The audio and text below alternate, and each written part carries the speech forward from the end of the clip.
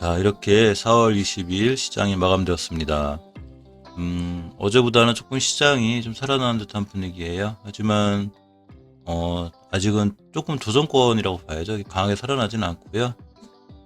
매일 살펴보는 프레시지 바이오파마 바이넥스를 살펴볼 건데, 그 전에 이제 지수를 먼저 보고 갈게요. 현재 상황을 알면, 아까 낮에 이제 장중 지수 상황을 봤는데, 자, 코스피 지수를 보면 오늘 반등한 것 같아도 이렇게 보면 5일선은 어제 깬 이후에 돌파해주지 못했죠. 하지만 중요하게 지켜준 자리가 있어요. 이게 코스피 지수의 일봉 차트인데, 일봉에서 보시면 이렇게 주식 상승하다가 이렇게 쌍봉 비슷한 걸 그리고 매물대가 형성되어 있던 구간이 있어요. 그래서 여기를 잘 돌파해 줬기 때문에 지수가 이 밑으로 떨어지지 않는 게 중요해요. 그래서 어제 꼬리가 여기를 찍고 나갔는데, 이때 포인트가 3153포인트예요. 여기 3177포인트이기 때문에 아직 그 A에 있는 거고요.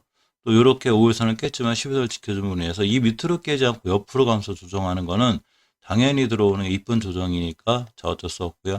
주식 계속 올라가기만 하면 좋은데 그럴 수 없죠. 당연히 들어오는 조정은 있을 수 있고, 코닥 지수의 일봉 차트를 보면 이렇게 5일선을 기준으로 왔다 갔다 하고 있죠. 이렇게 5일선을 회복해줬어요. 물론 내일 5일선 위에서 출발할 수도 있지만 또 돌파하지 못해서 11선까지 밀릴 수 있고, 역시 코닥 지수도 계속 엄청나게 올라왔죠. 며칠 동안. 그러니까 당연히 며칠을 또 쉬어갈 수 있는 이런 상황까지 와 있습니다.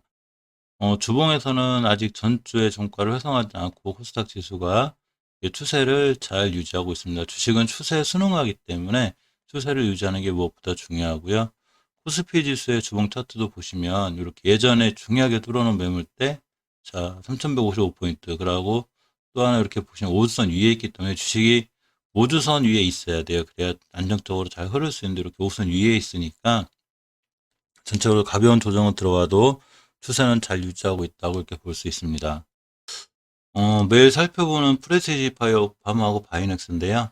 이 바이넥스에 관련해서 기사 하나가 떴죠. 이 13%대 올라갔다 이렇게 하면 이제 식약처가 외교부에 러시아 백신 안정성 정보 수집을 요청하였다고 합니다. 이 식품의약처가 외교부에 이제 러시아가 개발 중인 신종 코로나 바이러스 감염증 백신 러시아 스푸트니크 V죠. 이거에 관련한 안정성 정보를 수집해달라고 요청했다고 밝히면서 이 스푸트니크 V 관련주들이 오늘도 시장에서 꽤 많이 움직였습니다. 프레티지 파이오파마도 이제 러시아의 스푸트니크 V 관련해서 이제 관련주가 돼버렸죠. 자, 이렇게 보시면, 월봉에서 이제 특별히 딱히 프레티지 파이오파마 기준 잡을 게 별로 없어요. 주봉을 보시면 되는데, 저번에 말씀드렸듯이 주식이 5주선 위에 있을 때가 제일 강력한 상승 추세를 유지할 수 있어요. 그래서 잘 유지할 수 있고, 그러고 이렇게 보시면 3주 전에 중요하게 이제 형성이 된 위아래 꼬리가 달린 캔들, 이쪽 일종의 이제 위아래 반전형 캔들이 되는데, 이때를 기준으로 5주선 돌파라고 잘 지키고 나가고 있습니다. 항상 이 프레시지 바이오파마를 찍으면서 이 5주선 이탈을 하지 않아야 제가 중요하게 지켜줄 자리라고 그랬는데, 정확하게 이번 주 꼬리가 이렇게 5선 찍었죠. 신기하죠. 그래서 5주선을 깨지 않아 이렇게 추세를 잘 유지할 수 있고, 앞으로도 프레시지 바이오파마가 조정이 들어오더라도 절대 5선을 이탈하지 않아야 이렇게 추세가 유지되면서 상승을 할 수 있습니다. 자, 일봉에서 보시면 일단 진짜 급등하거나 잘 올라가는 주식은 최초에 5일선을 이탈하지 않는다고 그랬죠. 역시 보시면 프레시지 바이오파마가 이렇게 5일선을 단 한 번도 이탈하지 않으면서 잘 올라가고 있습니다.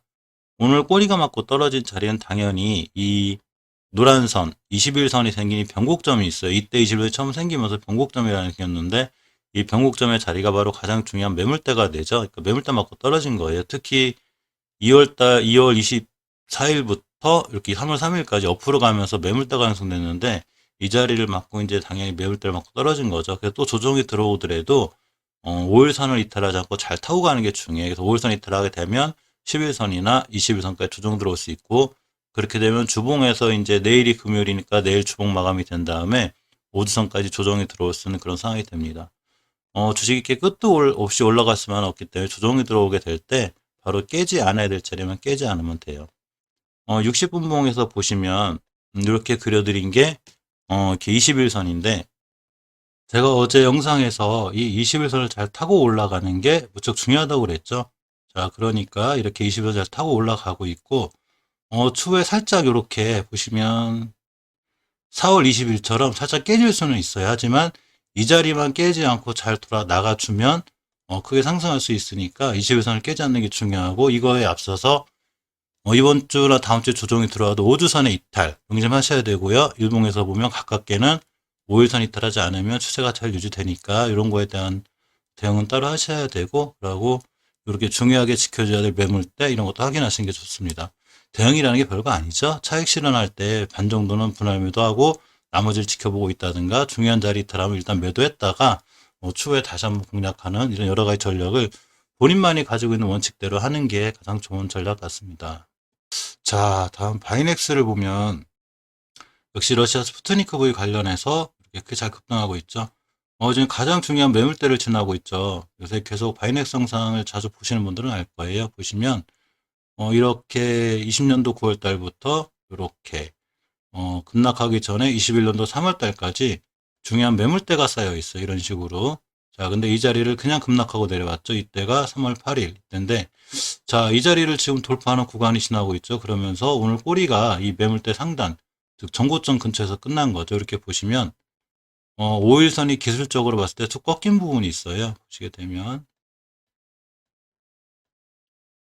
자, 이렇게가 됩니다. 5일선 이렇게 둥그렇게 꺾였죠. 가슴 둥그렇게 꺾이고, 이 자리가 마지막 최고의 가장 높은 매물대 자리가 되는데, 역시 오늘의 고점이 이 근처죠.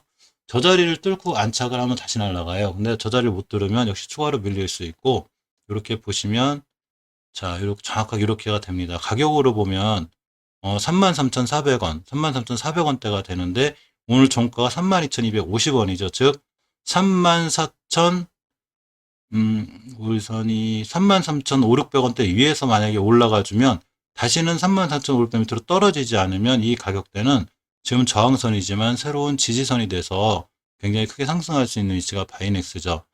자, 월봉에서 보시면 예전에 중요하게 뚫어줘야 될 자리는 뚫었죠. 이렇게 보시면 16년도 6월 달에 뚫어준 이 자리가 돼요. 그래서 여기를 뚫어서 강하게 상승을 했고, 이번 달에 저점도 여기를 깨지 않았죠. 이 대응이라는 게 되게 중요하죠. 이 근처를 깨지 않았기 때문에 여기서 매수 깨면 매도, 손절 이렇게 하는 거죠. 그래서 상승을 해줬고, 요새 항상 이 친구가 5개월선 위에서 놀고 있었죠. 그래서 제가 주식이 5개월선 위에 있는 게 중요하다고 그랬는데 좌 5개월선에 있다가 급등을 계속 하고 있죠.